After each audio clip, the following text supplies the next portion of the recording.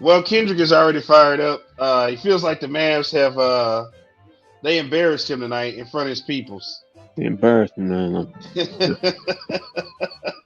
I about Oh not to show no! up tonight, man. I about to look. Oh I no! was Come about not to on, show. man! I was about not to show up tonight, man. I about to Come just say on! no. I about to go to turn around and go in my room and go to sleep. Cut the lights off to tomorrow morning. No, come No, on, man! What happened? Not no. that is it that bad, man? Listen, man. Well, what did I say Sunday? I said this was by far the best win of the season. Did I not say that? You did, Yeah, I say that. I knew I was there when I said it. Um, and I told you putting too much on it. and now I go to Wednesday and today, Wednesday, and this is by far the most mind-numbing, frustrating loss of the season. I mean, you didn't even get beat by a good Knicks team. This is really a Ooh, bad Knicks team. And you had no life. They just blew you off the court. wait, me RJ Barrett put up 32 tonight.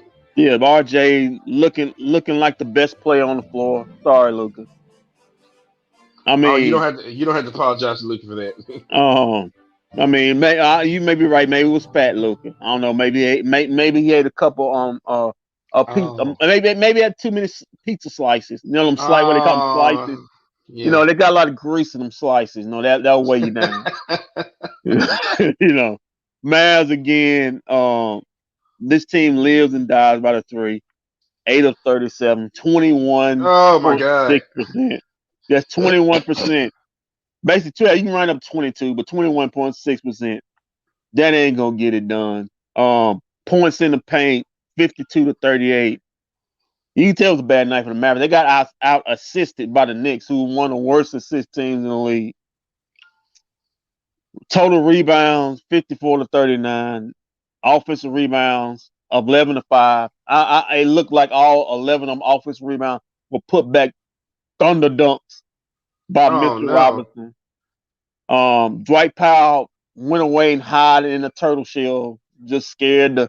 So I never seen a man. If you make $11 million, and you play basketball and you're a center, you at least want to try to find some kind of contact. The man ran and hide. He ran and hid from contact.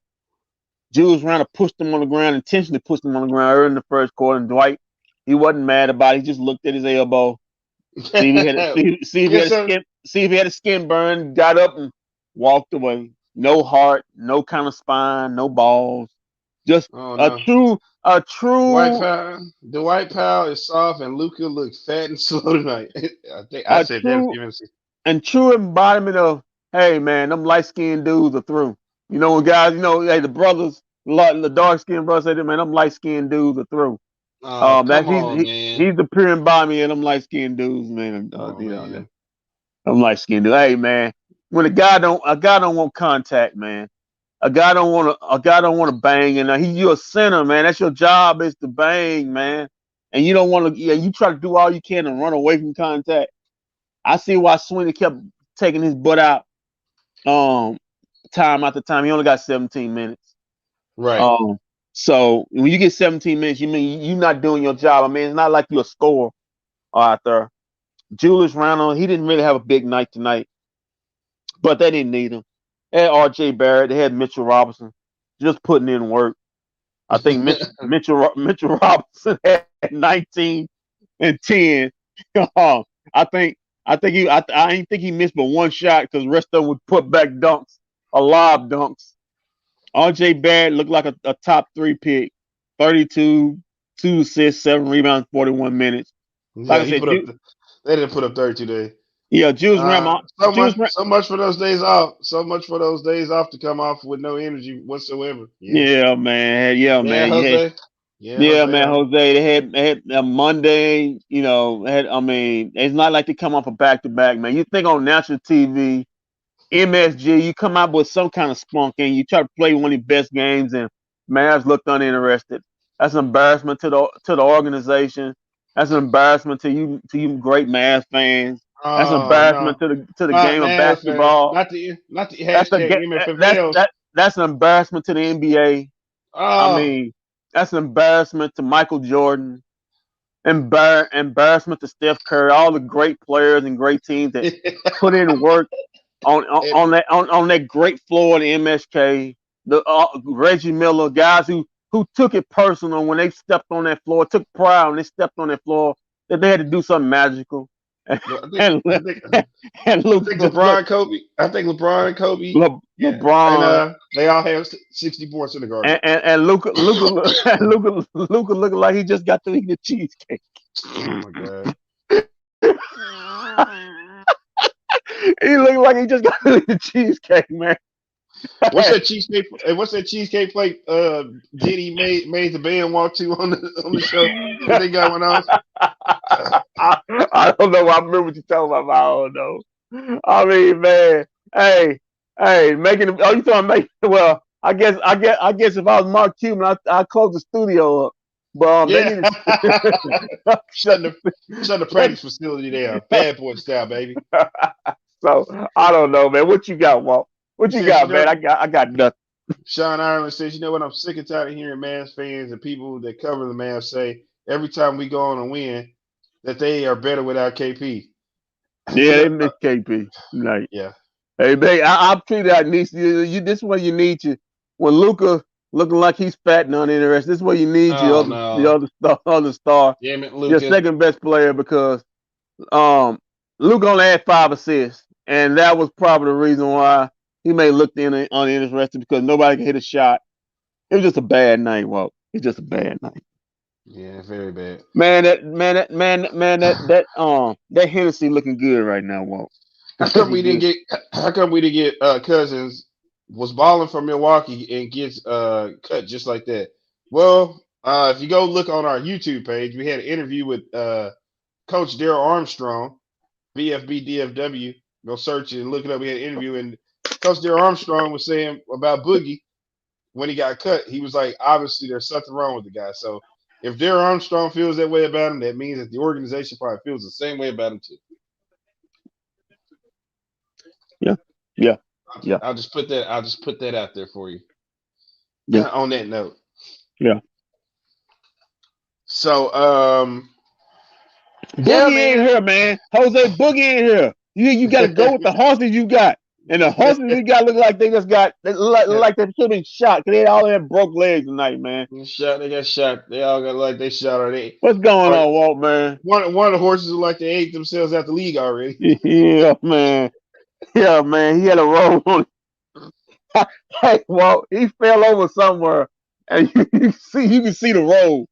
I don't know if he fell down. You can see the roll on the side of the jersey. You see like the indication he had a jelly roll. Come on, Luka, man. Come on, man. Do a sit up or something, brother. Come on, man. Jose, go to bFb DFW. The interview is up there. It's like on our page. It's always there. All our interviews are always up there. So check it out. Come on, Walt. Let's get to the house. Let's get to whatever this was. Low lights. Meanwhile, you giving low lights a bad name, saying what you got put in telling this man. I don't know what this is. Well, it was bad from the start. First shot, no defense, no, just a clean look, nothing. Sean, you are 100% correct, Sean. This team needs KP. Look at that. That's one of Mitchell Robinson's 1,500 putback dunks he had tonight. That's a nice step back from JB right there. Yeah, it was on one of the few highlights he had. That's another put. Yeah, good defense, Dwight. Good defense, man. The guy only does one thing, the same as you. You step back. Oh, okay. Yeah, Luke, I'm gonna twist his ankle because he fell wrong, fat boy. Oh, wait a minute. Yeah, open three. There's no contesting. Guy just shooting practice shots. Oh no. Look at that. Like this ain't well. Oh. Look at that. There's an open practice shot in. Yeah. No resistance. It's easy, man. It's just easy. Mavs went back to 2021. I thought we were highly ranked defense team. It looked like they're back in 2021, man. Look at that. Telling for too many threes. Where kid needs to dig in their ass. He's actually in COVID protocol. He couldn't help you tonight. Look at that. Oh, look at that. Boy, Moses go back to man. Come on, man. Oh man. Man, look at Moses getting pushed. To quote Charles Barkley, Dirk Nowitzki rolled over his grave tonight looking at this Yeah, man. man. Dirk Nowitzki, Brad Davis, Derek Harper, Rolando Blackburn. Derek Harper was on the call too. The 2000.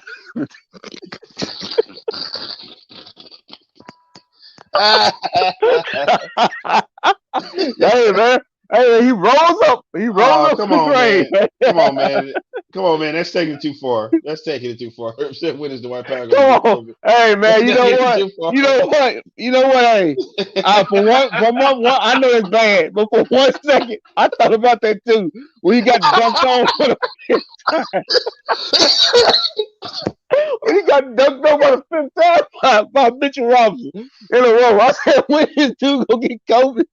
Oh my God! I hate this show. I hate this post-game show so much. Hey, Walt. I thought about that too, but I can't lie. I was like, when is dude gonna get COVID? Wow, you guys put the pandemic. Y'all put the pandemic on the man. God, job, boy. Why?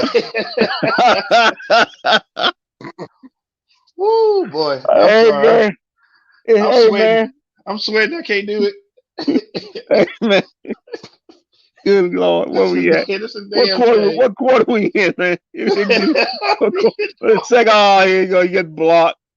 I got to stop doing this damn post-game show. It's taking years off of my life. Oh man, that's another 3. I hate it here.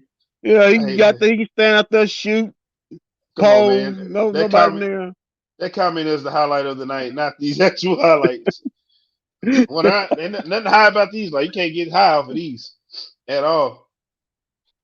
Oh, that's Dwight. He tried so much to avoid that contact, and actually got the bucket. He missed the free throw though. Dwight Powell is actually kind of last on the list to get COVID, along with Jalen Brunson. Look at that! Look at that put back dunk. Where's Dwight? That's your guy. Why don't you block out Dwight? Oh man. Oh, Julius. No chance. Pass. Look at that. Where you at, Dwight? That's your guy. He did another dunk. Moses Brown looked like a baby. Moses Brown looked like a baby giraffe out there. Dwight, yeah. No resistance. No change. I actually thought about that was Mike Bacsik with that comment. I actually was thinking about hitting Mike Bacsik up and asking him to join us tonight, but I don't think this would be the game to have Mike Bacsik. You think? Hey, you think it's bad? Hey, I don't think. Hey, I don't know if you want that Mike. Oh man, I don't. Look at that man, another dunk. He up there posing, blowing kisses to the fans. Yeah. No. Yeah. Oh no. There's no resistance. Oh no, he said no. Mike says he's in. Mike wants to join the show. Oh, come on, Mike. Come on, man. Come on, go on, Joe. Go on, Joe, Mike. Hey, I want to hear this. This is not the night to do it, man. Come on, Mike. Come on, Joe. Hey, what man? Come on, I'm man. This is bad, man. You can't be. I mean, it's national team in the guard. You weren't even competitive. I mean, you're mad. You're just mad because he was named. Who? Because you feel like the Mavs embarrassed you tonight. Yeah, they did embarrass me tonight. Man, it's the guard. Whoa! If it's one game, you're gonna get up for. Be competitive. I mean, look at that putback. I mean, there's Dwight again. Yeah. Yeah. I mean, you gonna be competitive in MSG, man. That's where you're supposed to show out from. No, man. Oh man. You put up 85 points. Oh my God. You just got through beating the Bulls. You beat the best team in the East, and you lost to one of the worst teams in the NBA. They're putting up throwback. I mean, come on, folks. I'm talking showing out, man. They're doing and one. They're doing dunk contest dunks in the game. Oh man. Mavs fans saying that they were going to run. Mavs fans saying when they go on a run, they're better off without KP. It's just plain asinine. I agree. No way. Yeah. No way. God's green earth. This team better without Porzingis. Yeah. We sent the leak over to Mike. I'm pretty sure Mike will be in here in just a second. Good God. He's been DM'd the link. Good God, what is this? This is a terrible night to do this. It's perfect. You guys are Another gonna guy put back dumb. He got raised. Man, the guy raised doing chin-ups on the rim. I mean, doing chin-ups on the rim. Mitchell Robinson, who's nothing else but one move, a put back dunk, and the guy almost put up 20 and 10. Oh man, that's Luka looking slow as I don't know what. Just come on. Well, you guys asked for it, and it's here. Mike Bacsik is joining the broadcast right now. What's going on, Mike? Yeah, man. Mike, what's happening, man? I mean, I don't know what to tell you. I went on a Knicks podcast and everything this week, bragging about the Mavs. Yeah, but we can take that back. Yep. I texted my co-host. I texted my co-host somewhere in the second quarter as Mitchell Robinson got his 17th putback dunk. When's Dwight Powell getting COVID so we can get better? Oh, come on, man. Hey, Mike, I thought the same thing. And if I said, when is he ever going to get – I mean, everybody else got COVID. When is he going to get COVID? It's like I said it the last post-game show, Mike. This guy's the only guy that hasn't got COVID, like, ever. Yeah. I mean, ever. I mean, does he have the cure in his veins or something? If he does, let me know about it. It's unbelievable. I'll tell you what else is unbelievable. Luka hates the Garden because he thinks he's going to have to eat a salad there. Oh my God! Wow. He looked like he had too many slices last night. Oh my God! He looks slow, man. You guys just do not let Luka make it, man. Jesus. Man, he looks slow out there, Walt. He does. I tell you what, because I collect cards, and you look at his rookie cards and you look at his second-year cards. He might be, and I'm not exaggerating, he might be 40 pounds heavier than when he started his career in the NBA. And it's not a good 40 pounds. Mike, I was telling Walt, he fell one time in the game, and bro, you can see a roll. You can see like a two rolls on the side. I said, "Come on, man!" What was that, Kendrick, the Bulls game when I told you he fell and Maxi Cleaver and looked like Dwight Powell went over there and tried to pick him up? I was like, no, you got to use two hands to pick him up. You can't pick him up. Crap. Dwight Powell is so athletically clumsy, he almost hurt Luka tonight, farting around and smoked him in the back for no reason because he couldn't guard Mitchell Robinson, so he took out Luka.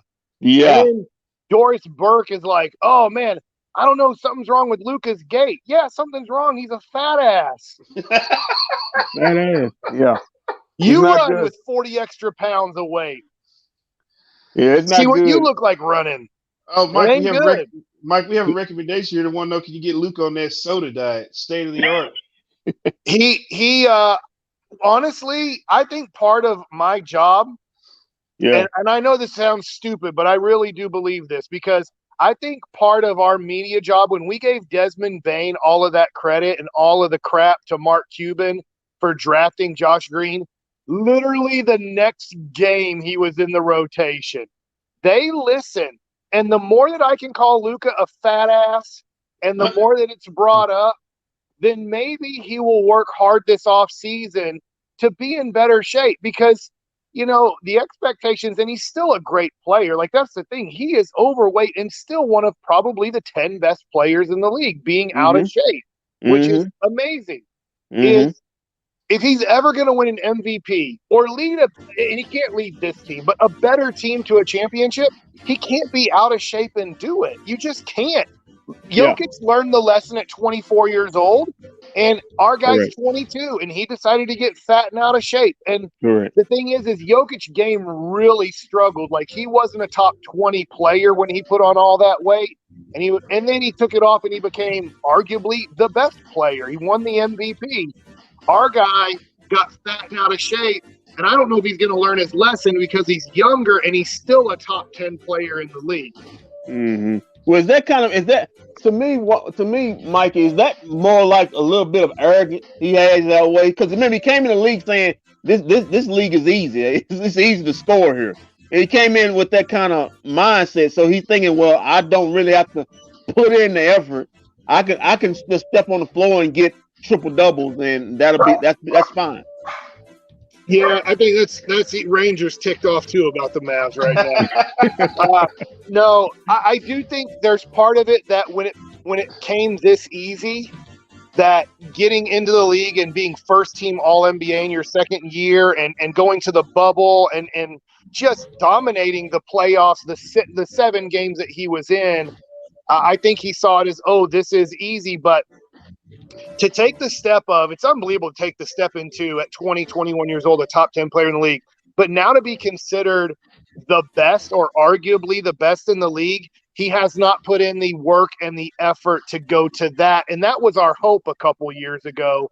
And he's stuck at a top 10 player in the league. And unfortunately, look, this team, the role players have played awesome for a 2-week stretch. Dwight Powell, as much as I don't like him, Maxi Kleba, Dorian Finney-Smith, everybody except Tim Hardaway Jr. played their role well for a good 2 weeks. Right. And tonight, everybody went back to what scares me to death about this team is in a 7-game series against, let's just say, Utah or Memphis or a team maybe like the Lakers. I'm just kind of looking at teams that are going to fight for that kind of 4, 5, 6 kind of range where I think the Mavs are going to end up in. I just don't see how we're going to win a 7-game series because I just don't think those guys can play well against that level of competition. And they're so easy to figure out because, I don't know, late in the game, it's just an example, and there's 1,000 of them in his career. Dorian Finney-Smith drives to the basket and throws a bounce pass out of bounds. And he's like, yeah, my fault. And I'm like, he can't dribble and pass. So, you know, teams in the playoffs go, yeah, Dorian Finney-Smith has a role, and he should play in the NBA. Mm-hmm. But if we can just make him put the ball on the floor and work off the dribble, he has very little game. And same thing with Reggie Bullock. Tim Hardaway Jr., if he's not making his threes, he's one of the worst defenders in the NBA because Luka's not good at defense because he doesn't try. When Luka tries, he's actually pretty good at it. Very James Harden-like. Like, hey, if I try, I'll be good, but I don't feel like trying because, once again, Luka's a fat ass and out of shape, and it takes too much energy for him to play both ends of the court this year, so he rarely plays defense, but he can do it. Tim Hardaway Jr. can't do it. Right. I mean, he's kind of, I hate saying this, he's not this bad, but he's kind of Evan Fournier out there on defense. Just attack him, he really can't guard anybody. Brunson's had a great year this year, but we're still limited, and that's why I'll throw this back to you guys. I've talked long enough. Do you guys think the Mavs are going to make a strong play and do what they need to do to get Miles Turner? I hope so. I really do hope so. He's a big time upgrade from whatever you have in the front court. I mean, huge upgrade. I mean, he's local. He don't listen. I know Miles' family. He don't mind playing here. He comes here in the off season and basically lives here with his family most of the time. So he don't have a problem being here. From what I'm hearing up there, he literally can't stand he that shall not be named by my lips again. You got attacked for that the other night. I don't care. But to have listen, if you can get him without having to give up a main piece, I know it probably have to be Maxi Kleba and maybe a first rounder in the deal. I'm pretty sure nobody wants Dwight Powell at any price. I thought, well, maybe Rick may want him because he coached him, but I doubt that. Well, but real quick, I'm going to throw this out because I've played with it on like NBA trade checkers, like RealGM.com and ESPN.com. Mm-hmm. Something like this would work financially. Dwight Powell, because you've got to get to $18 million. That's the thing about it. That's money. Mm-hmm. And so maybe Rick Carlisle, because Dwight Powell's such a good person and he's a great teammate, would say, look, we got to get to the money. I'll take on this to get, let's just say, and I don't know if he'd want him because he is a free agent, but Dorian Finney-Smith, Josh Green, and a future first-round pick. Would you do that? No. That's steep. I'm not giving up any first round picks, and I'm That's not giving up steep Josh because Green. giving first round pick and that's basically giving up 2 first round picks because he's just been he just got in the league 2 years ago. That's steep. I don't know what you feel about it. Well, I mean it's an upgrade, but that's a steep price. So here's my problem with the whole Miles Turner deal. What's he gonna come here and do? Because they already have Porzingis, a big man shooting. So what's he gonna do? Because he likes to stand on the outside and shoot. What's his role gonna be if he comes here? Doesn't he want to do more? He's only 25. He's the same age as Jalen Brunson. Mm-hmm. I mean, we think of Jalen Brunson as a young guy, and Miles Turner just came out as a freshman. Jalen Brunson went all 4 years to Villanova.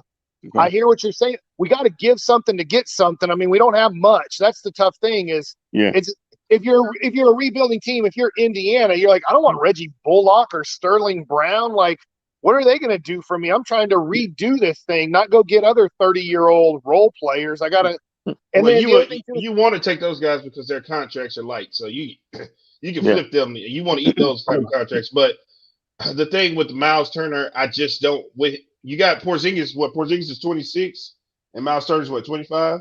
Yeah. So I'm just struggling to figure out what's Miles Turner going to do when he gets here. Well, he leads the league in shot blocking. He is a force in the middle. I mean, that's not going to be all these layups and going on. You're going to ask him to just stand in the paint and do putbacks for a guy who shoots.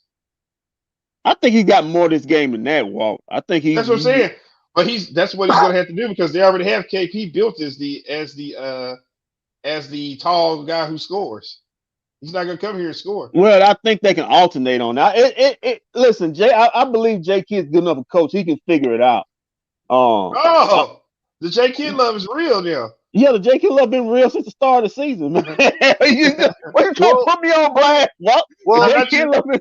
Let me ask you guys this. In that trade, Josh Green has had a nice 2-week stretch. I don't know what he's going to be like, right? And we're hoping he is as good as he was for about a 4-game stretch approximately. Right. Tonight he didn't do much, but the Mavs, they did look like they went out and partied last night in New York. They probably did. To be honest, they probably went out and partied because they looked really sluggish. And I look at that and I go, okay, you take Dwight Powell and you get him off of this team. And he does play, unfortunately, 20 minutes a night on this team. Yeah. Now, Miles Turner takes all 20 of those minutes, and you don't have to really – Chris has done a great job being here, Marquise Chris, in the role that he has. Right. But you wouldn't have to really play him anymore. So your big man rotation for a playoffs is going to be Miles Turner, Porzingis starting, and then Maxi Kleber backing them off the bench. And those are your 3 big guys. And now you do lose Dorian Finney-Smith in this, and Dorian Finney-Smith is a nice role player, but you have Reggie Bullock, you have Brown, you have Hardaway Jr. Now, I get Hardaway Jr. is a horrible defender, but you have kind of a whole bunch of 6'6" type of guys who can do that. And to me, it would be a huge upgrade over Dwight Powell. I don't think Dwight Powell, I'm going to be honest, I'm not exaggerating. Right. I don't think he's a top 300 player in the league. And that means there's 150 starters and there's 150 backups. I think he's an 11th or 12th man in the league. And we actually hold on, Mike. I think you're giving him way too much credit for that. 11th and 12th. I don't think he's even that. 11 or 12th best. I think he's 15th. If you're whoever's your 15th man, that's who he's competing against. Whoever your 15th man on the bench is. Your last guy, that's Dwight Powell. He's Bill Winnington. He's the towel wave. I mean, I don't see anything. And people get on me on Twitter, man, you just bash this guy too much. I don't see any. Listen, he's got somewhat athleticism, but he has zero basketball skill. I mean, he really sucks, Mike. I mean, he really, truly sucks. Yeah. He's the most athletic, clumsy guy I've ever seen. For a guy that can kind of get up and down the court and jump, he can't catch. He almost hurt our best player tonight. Yeah. And I mean, I know Luka can't get out of his own way, and everything hurts on him because he's carrying too much weight. Yeah, when you carrying an 8th grader or 5th grader, then God. Okay, Walt, let me ask you this, because if you don't want to do that trade, we're going to get beat. Like, I have to make it because the New York Knicks are interested. The Charlotte Hornets are interested. And I believe the Lakers. Mm-hmm. So, like, if they're going to offer Talen Horton-Tucker and something like that, how do we beat that? How do we beat a 22-year-old kid who looks like he has a lot of potential? He might, like, Horton-Tucker might just be a dude who averages 10 points and 4 or 5 rebounds a game. He might be a dude that ends up averaging 17 points and 5 assists and 5 rebounds. We don't know yet because he doesn't get enough time, and he's on a championship team where it's very tough to really see the ball. So when we have to beat offers where Talen Horton-Tucker's in it, or the Knicks, you look at their depth of young players. I don't think they'll do this, but if they were all of a sudden to offer like Obi Toppin, who struggles to get minutes on that team, how do we beat Obi Toppin in a trade? You're not. The thing is that you would just have to hope that Rick is over at the management saying, no, I want those guys over on the Mavericks. I want those guys. I know those guys. I know those guys. I can get them here and I can coach them. And while we're going through this rebuild, we can make this work. But if you give me those guys, I promise you, I can get those guys to work here. That's the only way. That's the only way that happens. But yeah, that's probably right. But the organization they said they're rebuilding. So it's like, why would they take back something of value? They don't want anything of value back. That's why I'm saying like a Josh Green and a first-round pick. And look, the reason I say first-round, Walt, Mark Cuban doesn't care. He's been so bad at drafting his whole career for the most part. He doesn't put any energy or effort into it. And so it makes it tough. I want to keep them I want better players too out of the draft. But when your owner doesn't care about it, and he did early on in his career, he bought the draft. If you don't remember his first year, he had Eton Thomas. He buys the kid Corey Alexander, I think, out of Fresno State, Darnell Harvey out of Florida, and they all kind of stunk. Eton was hurt a lot here. He ended up being an okay player in the league. And then they got Eddie Nahara in the second round. He was the best player out of the 4 picks. He thought this is going to be easy. I'm going to buy picks, and I'm going to get all these great players. I remember Darnell Harvey struggled so much drafting. It seemed like the first 5 or 6 years of his career, it's like he quit on it immediately. He's like, I don't care about it. And if your owner doesn't care about it, it's tough to get these guys like Jordan Poole, like Golden State, like these teams that really concentrate in figuring out, hey, these picks 20 through 40 can be valuable.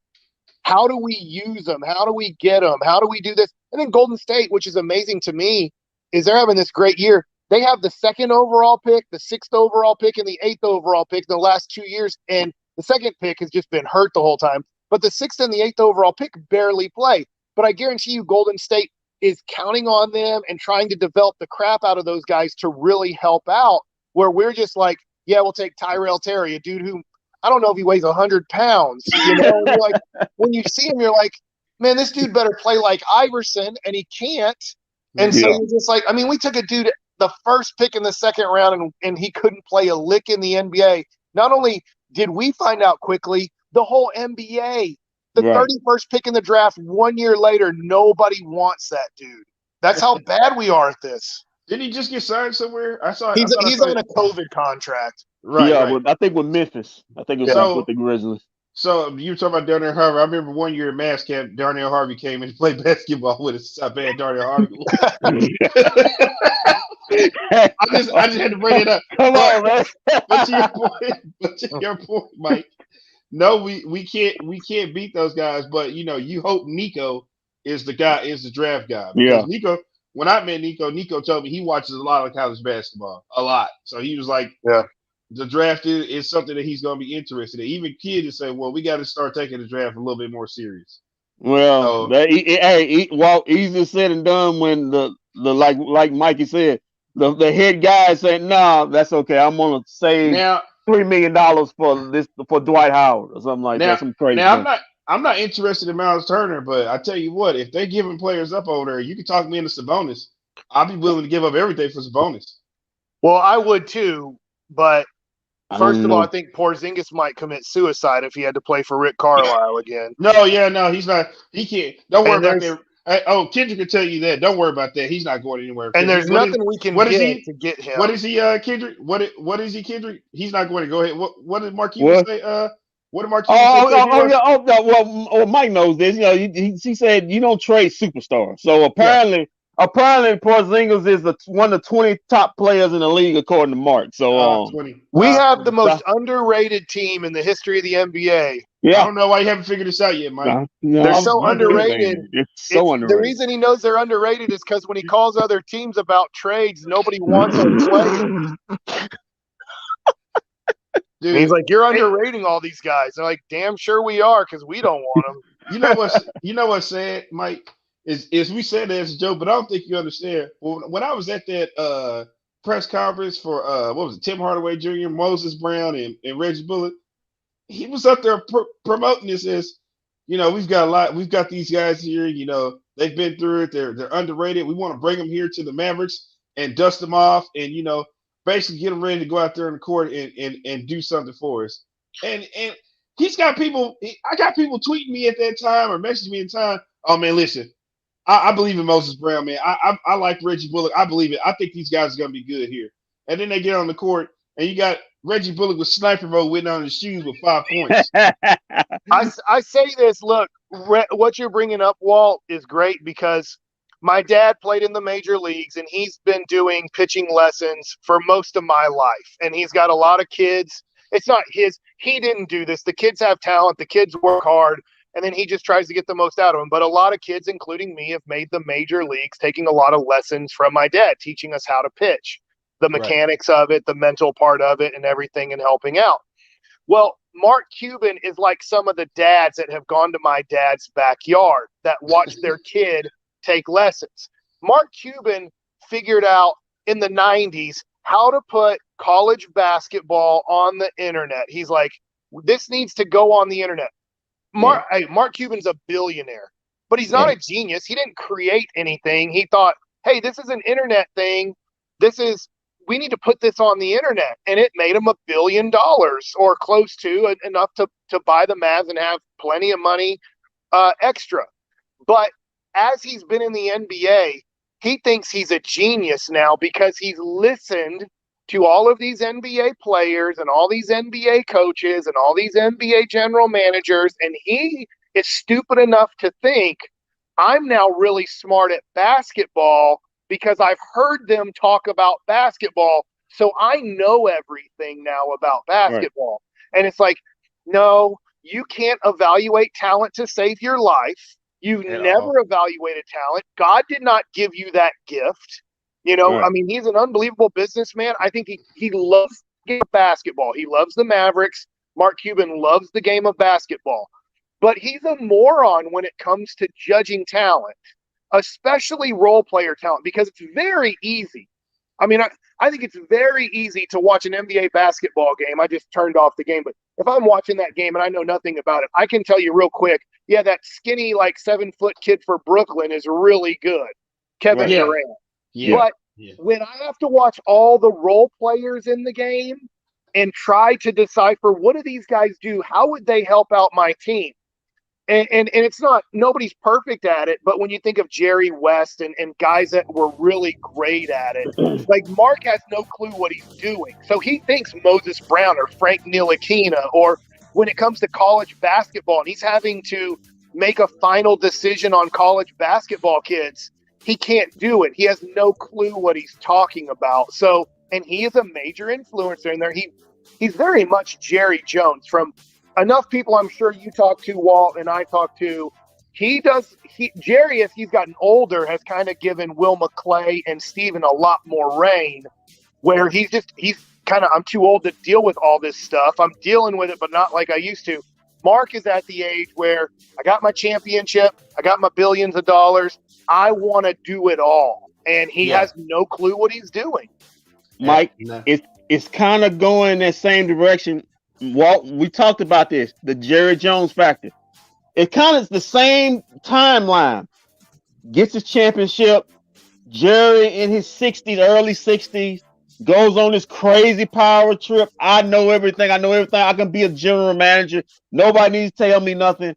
And then we got 10 to 15 years of just craziness, of just mediocrity. Yeah, Mark Cuban, the same thing. Both of them got a Hall of Fame coach at the right time with except with Parcells and Carlisle.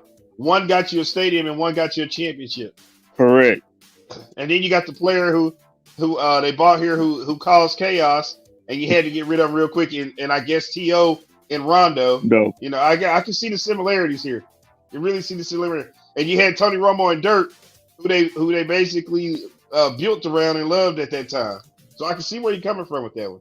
I see the similarities. I mean, I hate it because I love the Mavs. I obviously love the Cowboys. I grew up here. I love these teams, but it's really frustrating, and I'm hoping the Cowboys go on a nice run here. But, like, with the Mavericks, I just don't see much hope right now. I'm still rooting for them. But Mark Cuban, before he knew what he thought he knew what he was doing, allowed Don Nelson and Donnie Nelson to do a lot of things. And was every move the right move? I don't know. You know, some of them turned out well, some of them didn't. But when you go from he inherits, people forget this. Like, you know, Jeff Kavanaugh was like, I'm like, no, he never drafted Dirk. He never traded for Steve Nash. He never traded for Michael Finley. He had that core. Steve Nash walk. The core was bought. But when Don and Donnie were in charge, they immediately flipped Christian Laettner and some other pieces for Juwan Howard. That immediately didn't work. So then they flip it for Van Exel and Rafe LaFrentz. After a couple years, that doesn't work. And then they make mistakes. They go after Antoine Walker, Antoine Jameson. A year later, it doesn't work. But, didn't we get Keith Van Horn too? Yeah. Well, Keith Van Horn came a little bit later, but it just kept flipping, right? And then Nash left. They had to readjust. They go get Terry Stackhouse, Devin Harris. They make it to the NBA Finals. You know, they add Eric Dampier. Then things go wrong, and then obviously he has to change course, change path, but through Donnie, because Don is gone by this point. Now then they go get Jason Kidd. They go get Caron Butler. They go get Sean Marion. Right? I mean, we're making all of these every year. It's like, no. And then what happens? He wins a championship, and he takes everything over. We don't draft the Greek freak. We have to save $128,000. Yeah, like remember this, Mike. Remember this, Mike. Remember this quote. Oh, I know the CBA front to back. Remember that quote in the 2000. I know the CBA front to back. Nobody knows it like me. And then what happened? I got to figure it out. Now, Juwan Howard wasn't good enough. Nick Van Exel wasn't good enough. All these guys weren't good enough. But don't forget about Antoine Walker. And Maxi Kleber and don't forget about Antoine Walker, Mike. Don't forget about Antoine Walker, Mike. Yeah, I mean, I hate that dude. I call him the titty shaker. So, you know, the worst thing that ever happened when he was with the Mavs for 1 year is he'd make his first three-pointer, usually be off the glass because he was so off. But that dumbass was like, I'm hot, and then would take 5 more threes the rest of the game. But he gave a shimmy. At the end. Hey, before we know it, Luka's going to be the next titty shaker if he does that. Oh, Mike, no, Mike, no. Let's hope it don't come to that. Mike, I told you a couple weeks ago the way to save this team was to start Jalen Brunson and to take the ball out of Luka's hands, and they started going with it, and they went on a 6-game winning streak. I feel like when KP comes back, they might be fine. I think they're going to finish. Right, I think what are they right now? 6th or 7th in the Western Conference. Let me see what they are right now. When the other night we checked, they were number 5. Yeah, they're still number 5. Memphis plays too hard. Memphis works their tail off. Like, we're not going to catch them. They're going to work too hard. They're going to win more games. I'm not saying this though. If everything goes right, you would be playing Memphis, a team that really doesn't have much playoff experience, and Ja Morant is turning himself into an unbelievable player in the league. But I think we could beat them in the playoffs. But that's what's scary about for me, Mike, as far as it comes. I'm trying to go full circle to Luka. You see the emergence of Devin Booker. You see what Ja's doing. Now, 2 years ago, we can say, well, man, Luka, you got to be the face of the league. It's easy to now, the league changes every year. You know, superstars come and say, and it's easy to get lost in the wash. Like you said, Walt, Mikey, when you don't put in the effort, working on your body, working on taking this seriously, it's easy just to become just a star, you know. And like this, he's not going to be first team unless he has a big run. I don't know if he may be, he's going to be an all-star, but I doubt he may be a starter. And when you see all this stuff happen, I mean, reps matter in the NBA. It actually does. And you only good as your last year. And what you put, if you don't put in the time, you can't get lost in the wash, Mike. I'm with you. Look, I got a lot of money invested in Luka in cards, and they have gone down a lot this year. The collecting world has soured on Luka. His cards are still expensive, don't get me wrong, but his cards have gone from like one of his most popular rookies before the season started was at about $1,100, and now it's down to $450. So, like, just like the stock market, the fans of the game start kind of telling you we're not really loving watching this guy play anymore, right? It's like, yeah, we know he's great, but he's not entertaining us where I have to go buy his product. I have to go be part of Luka's kind of deal because he's slower. He's less athletic. He's still great. But, I mean, he honestly, and I know this is too far, but he's starting to turn into like a Arvydas Sabonis guard where everything is so slow motion. It used to be like everybody say he plays at his own pace, but now he kind of plays at one pace because he's not in shape enough to go at another pace. Right. So, and the other day, I made the point, we're going to have to start seeing a Michael Jordan, LeBron, Dirk, Kobe, Tim Duncan attitude out here before. If not, I mean, they're already starting to turn on him now. So if he don't start changing around, you're right. Everybody's about to turn on him. They're already starting to turn over. We do this post-game show every night. How many Luka discs come in on the Twitter? We get Luka diss tracks all night on the post-game show about Luka. And Mike, I don't know if it's me. I don't know if it's me or if you will see anything tonight. Or what he does it all the time. It's starting to get. This when he's having a bad game. I'm not saying you get frustrated and go because he gets frustrated on sometimes. Yeah, he mentally checks out. But this grinning all the time. I mean, he was down 20. It's kind of Carmelo Anthony. You remember he's getting Carmelo Anthony. As long as he's getting his points, if his team's getting blown out, he's grinning. If he's up by 20, he's grinning. Sometimes it's like it was too much of grinning tonight with him just mentally checked out for some reason. He's a kid. Now check this out, Mike. This is what Coach Kidd was talking about a couple weeks in the post-game press conference. When the shots are falling, everybody's up, applauding and preach each other. When they stop falling, they don't want to talk to each other anymore. He said they got to stop doing that. They got to still be in there pumping each other up. Now tonight, when the shots weren't falling, they weren't pumping each other up tonight. You can see it all over their faces. Oh man, I'll make this excuse for Luka. And I've been hard on him, but I'll make this excuse. I was watching the other day the Lakers and Celtics documentary again, and I've seen it a lot of times. That's how I fell in love with the game, is growing up on Magic and Larry and the Celtics and the Lakers. Is after the Rockets beat the Lakers in '86, the Ralph Sampson crazy shot, and the Celtics go on and win the '86 championship. This is Magic Johnson's 7th year in the league. One of the best players. He's a top 10 player in the game in my mind, easy. And Pat Riley, after the '86 season was over, and he's 27 years old, he goes, Magic, this has to become your team. And Magic goes, have you talked to Kareem about this? Because it was Kareem's team still, even though Magic was the best player.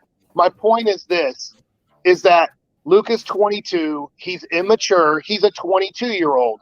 And Magic won a championship his rookie year. Magic's one of the greatest players of all time. I wish we had on this team, and Cuban's too stupid to understand this, I wish we had a good veteran, kind of been through the battles, has been an all-star. To help Luka out, because Luka's not a leader yet. Luka is a great player, but he's not a leader. Mike, he's playing right now in the second game. Me and Walt been preaching for him the whole off season. This off season, he's playing the second game for Chicago right now. Yeah, I know, but we got Reggie Bullcrap and Tim Hardaway Jr. back. So we chose that over DeMar DeRozan. So Mike, just a couple weeks ago when they signed Isaiah Thomas, I was ecstatic. Not because of what Isaiah Thomas could do.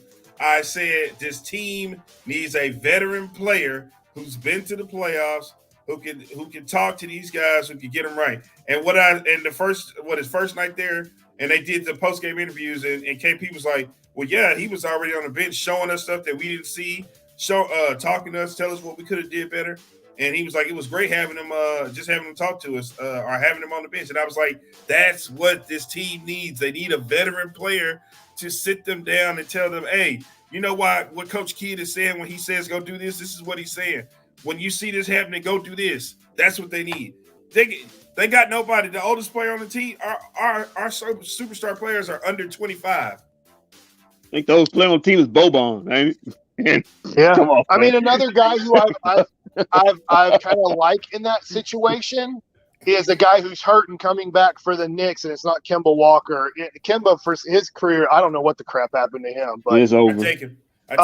That's over. Derrick Rose. I thought Derrick Rose could be a guy who's gone through battles. He's gone through struggles.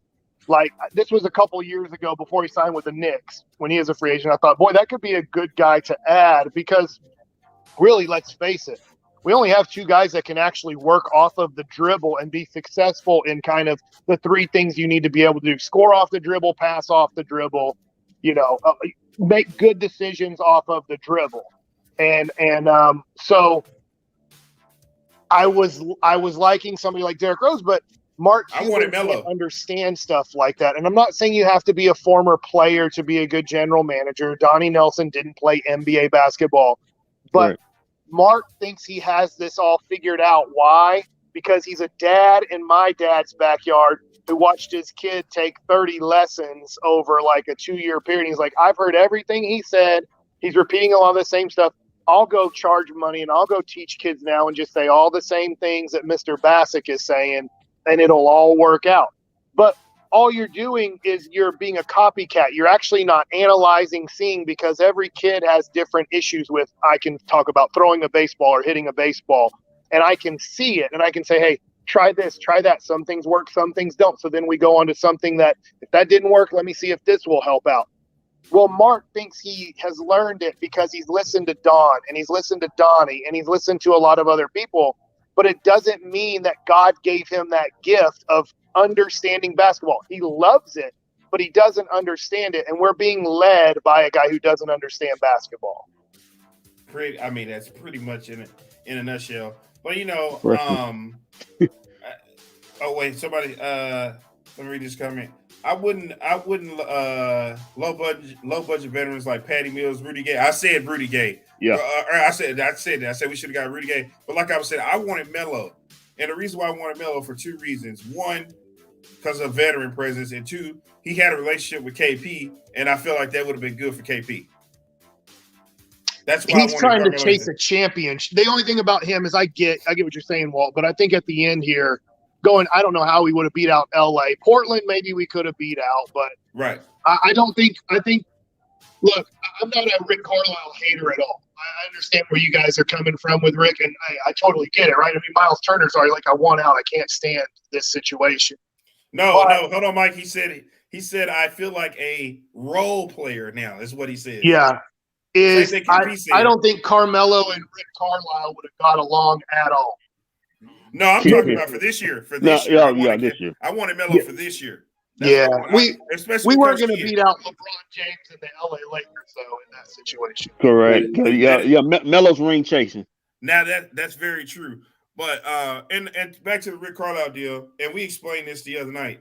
It's not that we have a problem with Rick Carlisle or anything like that. It's just that Rick Carlisle's time, his era of coaching basketball, the way he coaches, and that style it's outdated in today's NBA. Same thing with Greg Popovich. They're both Hall of Fame coaches, but that's why they're struggling right now. And no players want to come play with them because system ball doesn't work anymore. Those two guys are used to having a team where they have one player, a superstar player, one guy, and then the rest of them are just Tito Jacksons and the Jacksons. And it's like, okay, well, when my star guy can't do it, I throw it out to this guy. He's supposed to just knock the shot down.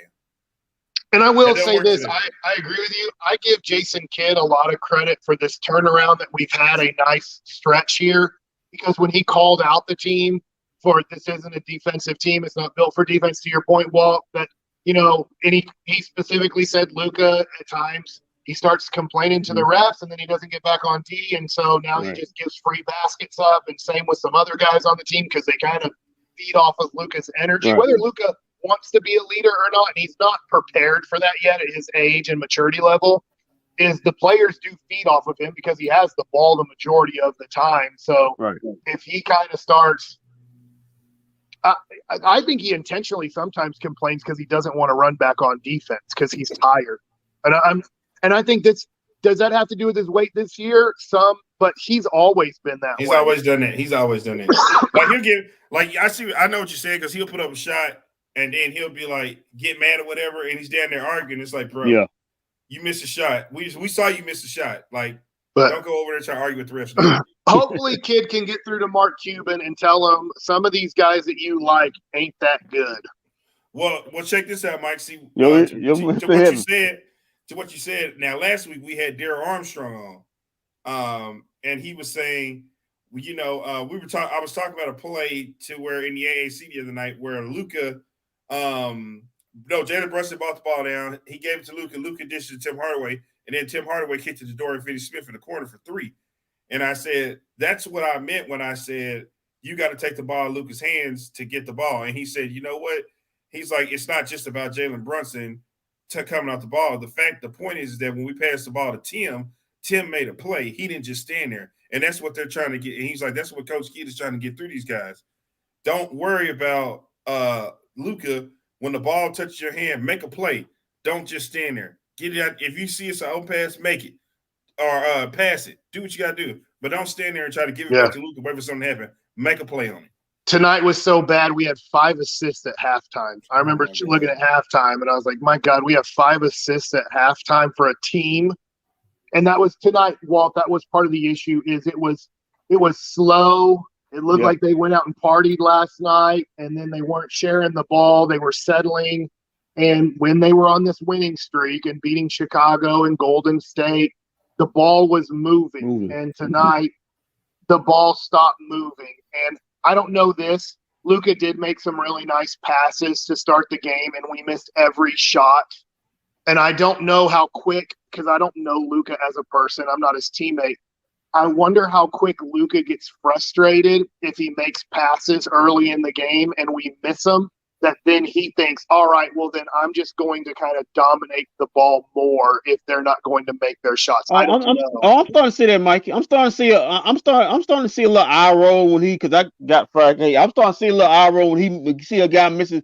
He see guys missing 2 or 3 shots. He kind of looks up and then jogs back on defense like you talked about, Walt. It's starting to get to him. Well, here's the thing though. All he has to do. There's a reason why we're giving the ball to Jalen Brunson. Get down there. You saw it at the beginning of the game. He'll go to post up, and then he'll stop going into post up mode. That's what Coach Kidd is there. That's the reason why Coach P did what I said. What I've been talking about doing. He wants Luka to post up more. That's what he wants because he wants him to post up so much during the game that when the fourth quarter comes around, that's when he just wants to turn him loose and be like, all right, Luka, now go be Luka. Now go be Luka. We saved you all game. We had you post up for 3 quarters. Now the fourth quarter come around, and I want you to go be Luka and close it out. But at the same time, now I don't even want the ball in his hands in the fourth quarter. Porzingis is a better free throw shooter. Porzingis is balling right now. I want the ball in KP's hand the last 4 minutes of the game. Honestly. Yeah, Luka's got to get better. It's fun. He has that step to his left 3-point shot with no time left. I'm not saying kind of down. That's his go-to move. I already know what he's going to do with the game on the line. He's going to get to the left wing. He's going to jab to the right like a hard drive. But to your point, Walt, every time he's not going to go because he's afraid he's going to get fouled and have to get embarrassed from 15 feet away from the basket and miss free throws. Yep. So he jabs hard, double step back, shoots the 3-pointer going to his left. That's his move with the game on the line. And he's got to get more confidence. First of all, he's got to get in better shape. Then second of all, and that's not going to happen this year. I hate saying that. The only reason Jokic got in shape was the COVID shut it down for months where he could get in shape for the last stretch and the bubble stuff. But Luka is going to be out of shape this year. but he's got to have more confidence in going to the basket late in games because that's so much of his game. And he's an inconsistent 3-point shooter. Yeah, I talked about that the other day. I said he's not a catch and shoot 3-point shooter. He's a scorer. He's a 3-point shooter. He has to make a move before he can knock down a 3-pointer. He's actually a really bad. He's a really bad catch and shoot 3-point shooter because he's rarely had to do it in his career. And I don't know. I mean, I see him practice, when they show like Brad Townsend or whatever, shows a little clip of him, doing a little practice. But he's a really bad catch and shoot guy because he has to shoot off his own dribble rhythm. And that would be something to your point, Walt, of I want the ball out of his hands more too. I want more also guys that are complete players on this Dallas Maverick team. But Luka's got to be able to help, and he's got to be able to win Brunson or whoever else comes on this team gives him the ball, and he is open on the wing or is open in the corner, that he's not uncomfortable just catching and shooting a basketball. Well, see, I don't know if you heard earlier, he was one of the people that was like, I want to play with Ben Simmons because he knows that Ben Simmons is going to be the guy that's going to always give him the ball. I don't know if he thinks he's going to get him the ball in the right spot, but he knows if I play with Ben Simmons, I'm going to get that ball when I want it, how I want it, because he ain't trying to do nothing with it. So that's why when he made those Ben Simmons comments, I was like, oh, I'm not shocked. Everybody wants to, even Dame Lillard wants to play with Ben Simmons. You know why? Because he can play out the ball. You know what they're doing? And I talked about this too. I said they're looking at Steph Curry and seeing what he's doing out the ball, and all of them saying, "Oh, I won't do that. I won't do that." Because you got a guy like Draymond who's bought into it, saying, "Well, why would I score when I got the best shooter in the world? My job is to get him the ball." So now they see what Steph is doing, and they say, James Lillard say, "Yeah, you see what he's doing? That's what I want to do. I need to get me somebody who's going to carry the ball down court, play defense, and just get out of my way. That's the guy I want." So Luka's the same way. That's why he said that. I want to play with Ben Simmons. Yeah, somebody who can give me the ball, run down court, not going to try to score and get me the ball. Yeah, that's my guy right there. Get him here. Give him to me. Well, it'll be interesting. I'm going to go to bed now, but it'll be interesting Friday just because John Moran is playing out of his mind and Memphis plays hard. I mean, New York last year played hard. This year they've struggled to keep that intensity. Tonight, obviously, everything was going for them, and the Mavs played like crap.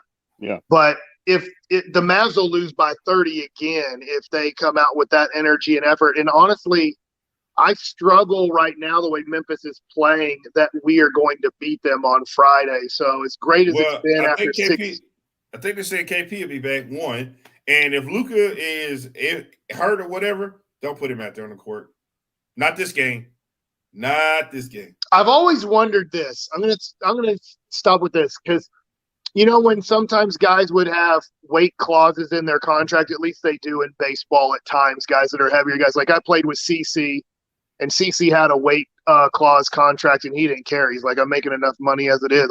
It's great when you don't care about another like $200,000 or $1 million. You're like, I don't care.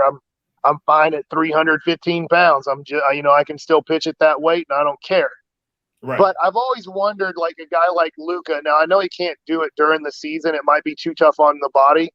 But what if he just got like liposuction and quickly took off 10 pounds with lipo?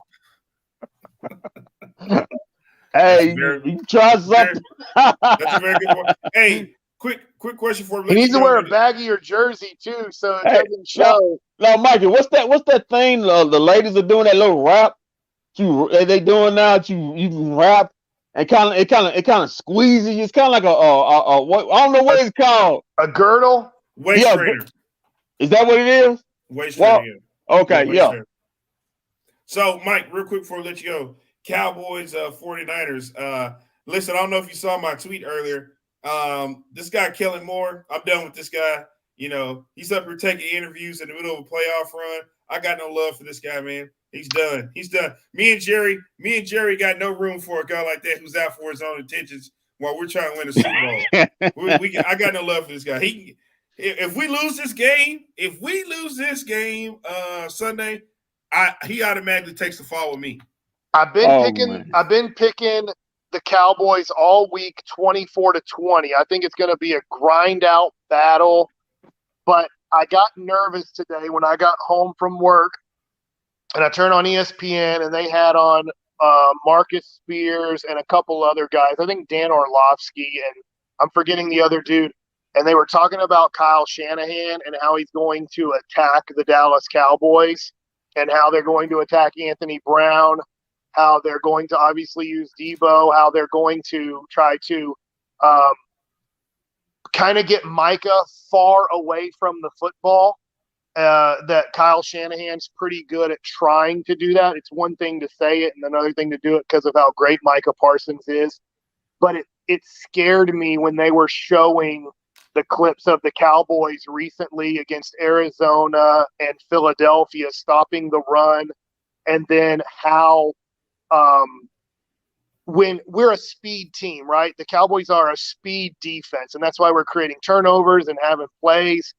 But they were showing how Kyle Shanahan uses speed against you, where what he does is, he snaps the ball. It looks like a run to the left, and he sends his lineman that way, the running back that way, fake handoff, and then just slips the guy like Kittle or Ayuk, across the field and gets like a one-on-one matchup, and it makes just give Jimmy G kind of an easy 5-yard pass and then let those guys do the rest with the ball as all the speed has gone to the left and we've gone over to the right. And that's just like the way they were explaining it and stuff. I was like, crap, man, this makes me more nervous about this game. I'm still leaning towards the Cowboys win, but I'm getting more and more nervous that this might just be a bad matchup because I think we beat Tampa by 10 points the next week.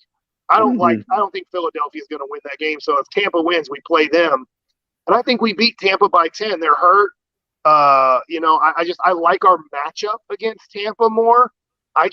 San Francisco's not going to win the Super Bowl this year, but I think it's a horrible matchup for us. Well, we won't know because the coordinator, we won't know. And if the offensive plays look the same, we won't know because the coordinator's been taking interviews all week instead of out there trying to get some stuff together. Mikey, trying to beat this team. But Mikey, I'm gonna ask you this quick question. One more quick question: if the Cowboys lose this game, will it be a failed season, a bust like the owner says? Yes, because your coordinator is not doing what he's supposed to be doing right now.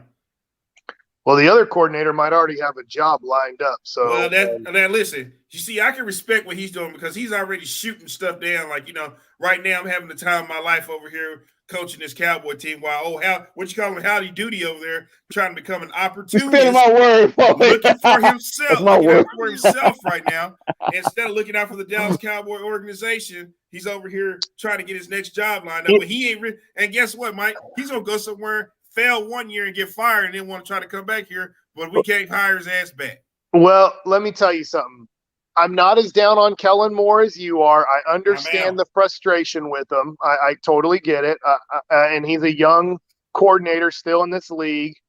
Doesn't have a lot of experience coaching. I'm not as down on him. I feel like it will be a disappointment because the Cowboys have not strung together like back-to-back good seasons. It felt like since I've been in high school, and I'm 44 years old. So This is an opportunity. You have a home game. Tampa is really hurt. You have a great chance to get to the NFC Championship game. So my expectations changed. I'll be the first one to admit I was totally wrong about this season. I was wrong about this team. I thought it would be a below-average defensive team. I thought it would be 9-8 or 8-9. It was better than that. So now you have a home game. You have the better quarterback in this matchup here in this game. I will be really disappointed because it'll just add on to this. Maybe Jerry did make a deal with the devil for his Barry Switzer Super Bowl. And what is wrong? How come nothing goes our way come playoff time? But I'm holding out hope that it goes our way this week. I feel more confident about next week than I do this week. I feel like if we get past this one, we're going to be in the NFC Championship game since I was an All-American at Duncanville High School, Walt. You know what I'm saying? Oh, God. Not and Cedar Hill was a little podunk country town. Well, Mike, don't worry about it. Cowboys win 42-20. Hey, listen, listen, Mike, before I let you go, I just want to let you know this. I had no beef with Kellen Moore. I was a Kellen Moore guy. I was singing this guy's praises. And then I found out he took the interview to Jacksonville. in the middle of a season where we're getting ready for the playoffs, and I'm like, dude, you gonna take an interview from Jacksonville, and we about to go beat up on these about to take on the 49ers. You worried about Jacksonville and Minnesota Vikings? You gonna choose Minnesota over Dallas? D-Town? You tripping? Okay. He just want to interview. He just want to interview. Walt. I mean, let the man interview. He want to interview. Wait till after the playoffs or wait off season and do all that. Somebody had that job out here. We haven't been to the Super Bowl. We haven't been to the Super Bowl since what 95 or 96. And here this guy is. We on the path to get there, and this guy here is scheduling interviews. I got a problem with that. The instruction, Mike. All week, ever since this week started, you know what I've heard about? I haven't heard about what the Cowboys are going to do in the game Sunday, who's coming back, what's going to happen. All I've been hearing about is Kellen Moore is getting an interview from Minnesota. He just got an interview with this. That's all I've heard about all week. I haven't even heard about what's going on over there. The one thing I know about you, Walt, is to not get on your shit list. That's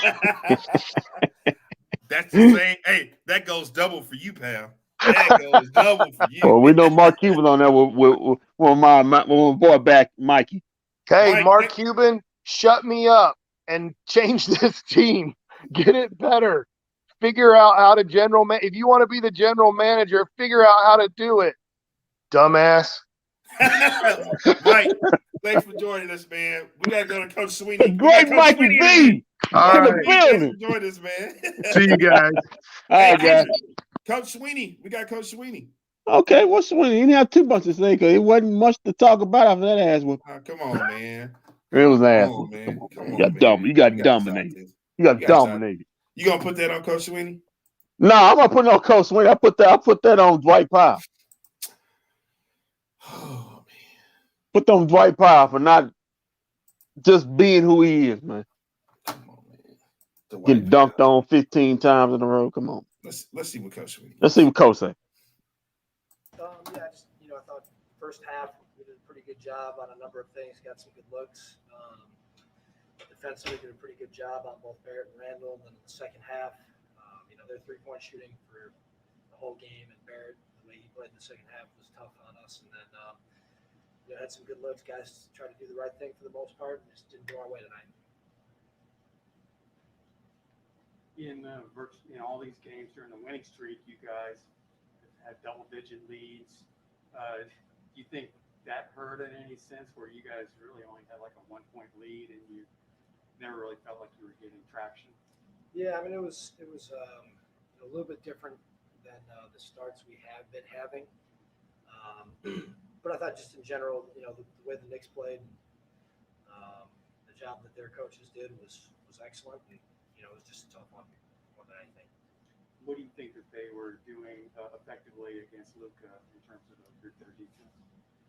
Well, they played really physically in general, and just try to keep bodies on guys, all our guys. They're very good at playing with their bodies, using their hands, shrinking the floor. They oftentimes will play 5 against the ball and make it tough on anybody who has it, and tonight was no different there. The challenge with Robinson got hurt. You guys a few times on boards there. Yeah, he's a dynamic offensive rebounder. He's averaging over 3 a game, and I think he had 4 offensive rebounds tonight.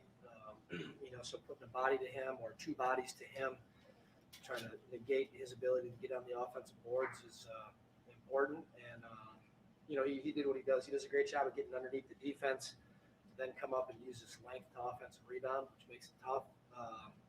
So he did what he does, did it at a high level tonight. Is there anything on Zoom? Okay, thanks. We won't see you before Friday. Just the challenge of your next game against Memphis. Yeah, those guys are rolling right now. What do they won 10 straight? So they're playing at a high level. So our job is to regroup, take tomorrow to work on our game, work on ourselves, and then prepare for them to play as hard and as well as we can, and get back on track with great effort and energy in team basketball, just like we've been playing. We're doing a great job of that. Things Coach Kidd preaches, emphasizes, and the guys have done a great job of executing. And that's a challenge when we go against them. Thank you. All right, thanks. Yep. Thank you, guys. All right, like I said, we'll have. Whoa, Walt, I'm kind of upset. They didn't ask him the most important question that should have been asked. Which is? What strip club they went to? Sapphire Platinum Dolls last night. No, we can't answer that question.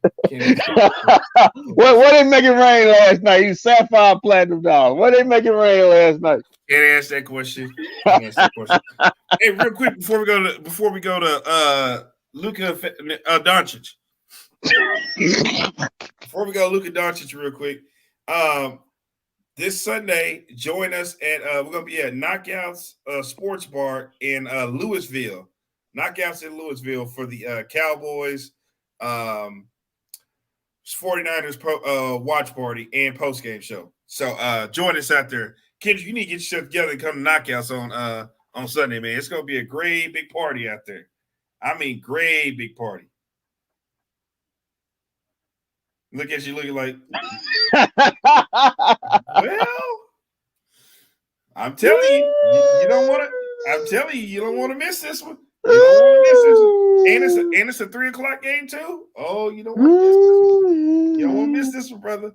Let's go over to Luka. We'll see. Hey, let's go over to Luka real quick because we know they got some good wings over there at Knockouts. I would tear him up if he was out there. I'd buy him for him too. No, you don't need to buy him nothing. In mid-range game and post-ups, maybe not so much from the outside. Why do you think you were not able to get on track tonight? I don't think I was affecting in any way today, so that's my bad. This game I played like, I'm not gonna say the word, but terrible. So that's on me. And over the years, you've played well here in Madison Square Garden before. Most of the game stars love to play here. Is there any extra disappointment when you come in here? You guys are hot, and maybe your performance is not, as a team, what you guys have been doing. Well, yeah. I mean, it's always disappointing when you lose. I think, especially here, especially that way. I think we had a chance, but not much because we dominated the whole game. They beat us squarely, and just it's a disappointment, And we were playing really good, so that's why too. Dwayne?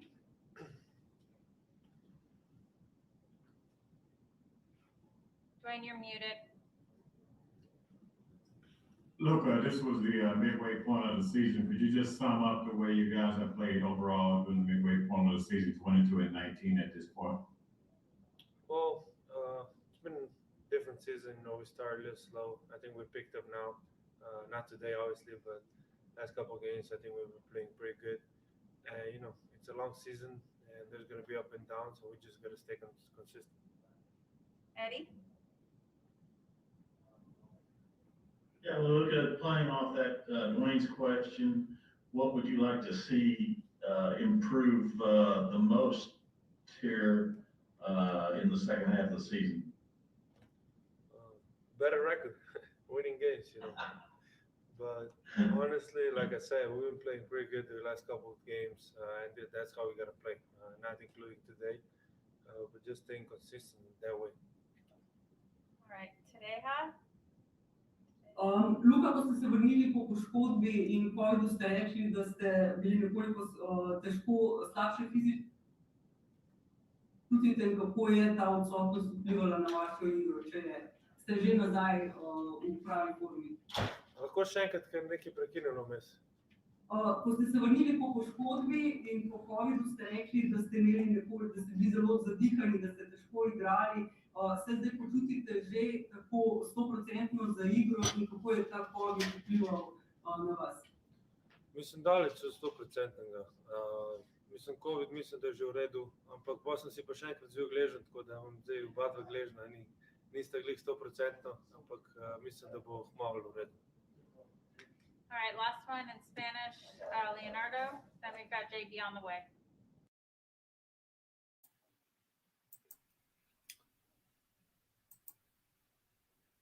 Well, I would translate that. I understand what he said perfectly. Yeah, right. Go ahead, take a shot. Yeah, man. The question was, he asked Luka, what did he prefer, white or red sauce, beef or pork? Luka commented and said, "I prefer both. Maybe chicken." I would like to see him lay off. I would like to see him lay off the dumplings. Jesus Christ! Listen, join us Sunday. Okay, there is a big party. We are throwing a big party on Sunday. Okay, we would like to extend an invitation to. No, never mind. Never mind. We don't want any Maverick players to come. Okay. Well, Luka, We're you having, know, but he we're had having a every big. chicken wings and Yeah, we're having a big party on Sunday, guys. We're gonna be out at Knockouts in Louisville, right off the service road. Come join us. We're gonna be watching the Cowboys take on the 49ers. And we're gonna be having a live post game show from I can't even do this promo. We're gonna be having a live post game show from Knockouts. Live post game show. We're trying to get Kendrick out there, but it everybody looks else like be looking at the game and Luka be looking at the wings. he might pass out before he gets there laughing at Lucas so bad. Oh man.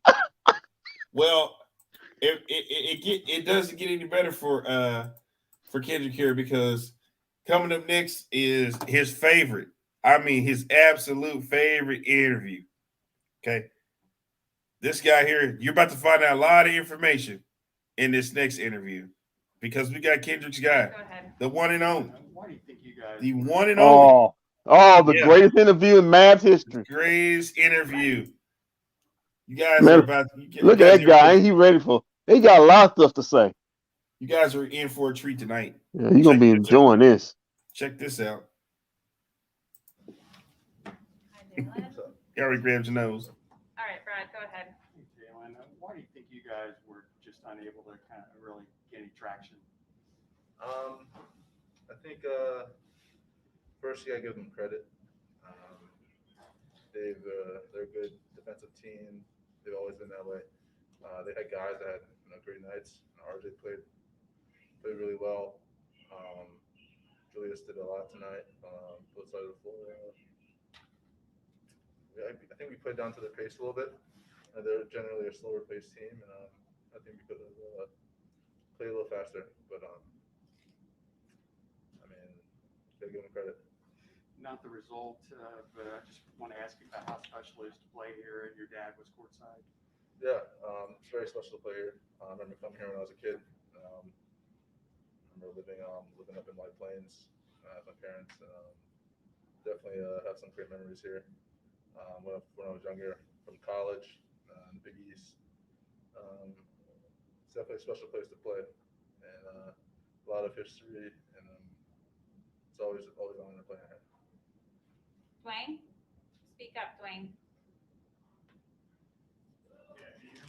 Yes.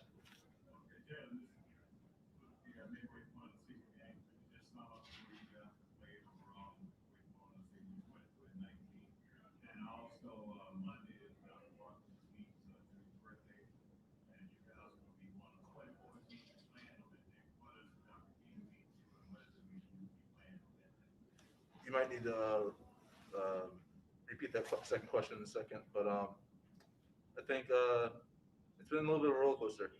We had ups, we've had downs. Our downs have basically been mostly COVID and things of that nature. But I think for the most part, we're putting ourselves in position to be a good team. And as long as we keep getting better and learning from our mistakes, learning from our wins as well, I think the sky's the limit for us as long as we just keep buying in. That's just been our thing. We buying in, hold each other accountable. Our chemistry is key for us. And about MLK, I think it's another honor as a person to do the things that he did, and for us to be out here playing basketball, considering what he did for his, what he gave his life up for, and what he did every day for what he did is it's an honor. So I'm thankful. He obviously means a lot to today's culture. So I'm just very thankful to have the opportunity. Brad, go ahead. Yeah, and then lastly, the challenge of your next game is going to be at Memphis, hottest team in the NBA. Just a challenge facing that. Yeah, it's a challenge that we're up to the task for. It's a different challenge, but we'll learn from this. And we played hot teams before, and just gotta pick up the intensity from the beginning. And it should be a good game. They're a good team. They like each other hot, so we're ready for it.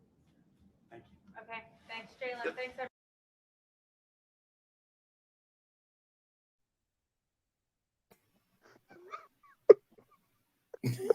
Man, you having too much fun on this post game show tonight, man. Yeah, way too much fun.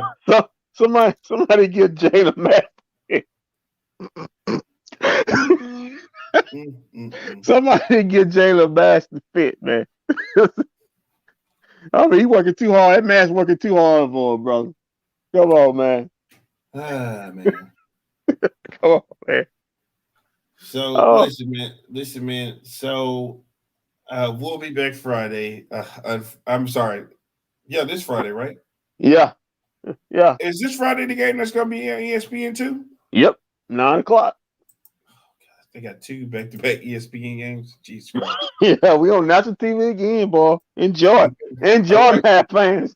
All right, so we'll be back Friday night for the Mavs and Memphis Grizzlies game. And also, as I was saying on that last segment, join us out at Knockouts in Louisville, where we'll be having the Cowboys 49ers watch party. We'll be doing the Cowboys 49ers post-game show live from Knockouts out there. Which will be a win.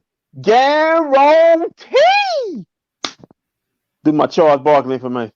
Well, I don't know why you're guaranteeing that when the coordinator's out taking job interviews instead of lab getting stuff ready. But that's neither here nor there. Listen, I'd like to take my time to wish Kellen Moore the best of luck on his future endeavors.